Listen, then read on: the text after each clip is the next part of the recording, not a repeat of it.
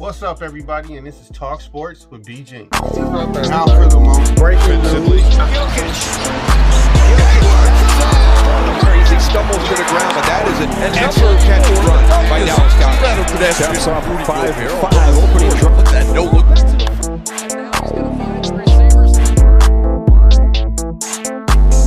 So let's just get right into it, and let's start with the NBA, in which we just saw, I think, going to be the biggest trade of the year go down with the Nets and the Dallas Mavericks. The Dallas Mavericks have sent Dorian Finney-Smith and Spencer Dinwiddie 2 second-round picks and a first-round pick to the Nets for Kyrie Irving and Marquise Morris. Now, a lot of people are going to be like, dang, they got that much for it, but I would assume it's Kyrie.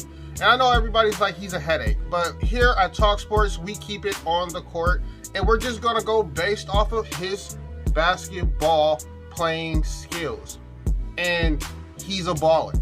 This is a high risk, high reward kind of trade. Kyrie can come in, ball out, love it in Dallas, re-sign, big 3 or 4 year deal, and the Dallas Maverick has a future with Luka and Kyrie.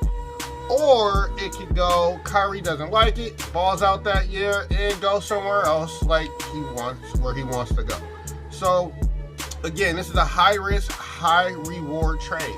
And Joe Tsai wanted nothing else to do with Kyrie. I really felt like he was, I don't know, kind of just spiteful of Kyrie for everything that happened off the court.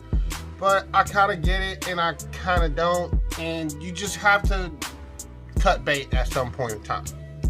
Other than that, there hasn't been any other big rumors. There's been some interest in this player, or he might be available, but no one's really pulling the trigger. I think a lot of teams right now are just going through their rosters and seeing who's expendable, who's not. But again, this will be the biggest trade of the year, and I don't think it's going to be anything to top that. I personally thought that the Dallas Mavericks should have went out and got a John Collins. I mean, they possibly could still go out and get a John Collins. It's probably not going to happen now since they've given up so much capital to bring in Kyrie. But John Collins is still on the market, and for the right team who has the right assets, he could be yours. Let's talk East and West conferences now, and let's talk the playoff race. And I think now with Kyrie out of Brooklyn falls. Now, not dramatically, Kevin Durant is more than capable of getting his team to the playoffs. It's making a deep playoff run that's going to be a problem. The Bucks, the Boston Celtics, even the Cleveland Cavaliers, Miami Heat, and the 76ers, those teams are good teams. They're solidified. They have chemistry. They played together for a long time, and it's really hard for me to think that the Nets are going to make a deep run in that conference against those teams who've been playing together for a long time, and they have that chemistry.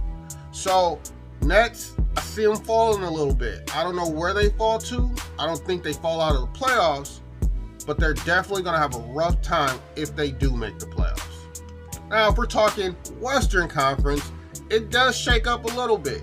The Dallas Mavericks are formidable. They are going to be a team that make a deep playoff run. You are not going to want to see these guys. You got 2 really good ball handlers, finishers, and snipers. So teams that meet these guys are going to have a rough time trying to beat these guys. Simple as that. And with a lot of stuff going on in the West, like the Pelicans sliding and the Memphis Grizzlies just trying to get it together and win a couple of games, there's going to be some moving and shaking. The Lakers are coming along, and the Sacramento Kings have shown us that they are really good, and they are going to be a formidable matchup. Now, are they going to make a deep playoff run? I probably don't think so, but they're there, and you have to take them seriously. Now, enough with the NBA. Let's talk some NFL. First and foremost, Sean Payton just inked his deal and made it official. He's the head coach of the Denver Broncos. And this could be a really good thing or a really bad thing. He walks into a really good defense. They're young, they're hungry, and they showed last year that they can play with anybody. I mean, they were giving Patrick Mahomes fits for a half. But other than that, the bad things is he probably won't be able to fix Russell Wilson. Maybe, possibly. I don't know if Russell Wilson is fixable, but I know Sean Payton can put an offensive system there where Russell can get easy first downs. He can find open wide receivers. He can get out of the pocket and rush for 5 or 6 yards. This is really going to be up to Sean Payton to see what Russell Wilson can do. And if he can't do it, I can surely see Russell Wilson out of the door and Sean Payton going to get his guy. Now, in other coaching news, DeMeco Ryans is the head coach of the Houston Texans, and I'm starting to hear a lot of chatter and a lot of chirping on how they're going to be really good next year. Pump the brakes, all right? They could be a decent team, a team that shows promise next year, but they're not just going to step into next year with DeMeco Ryans as their head coach and be a contender or be a playoff team. I don't even think they finish above 500, to be quite honest with you guys. He's stepping into a young team. Their defense has pieces, but that offense needs a lot of work. Kind of sounds familiar, doesn't it? But I'm just saying, temper your expectations, bring it down a little bit. You got to give him time to get his system installed and let those players believe in it, get it, and execute it.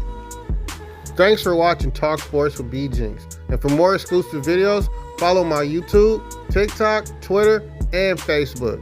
And remember, I'll see you when I see you.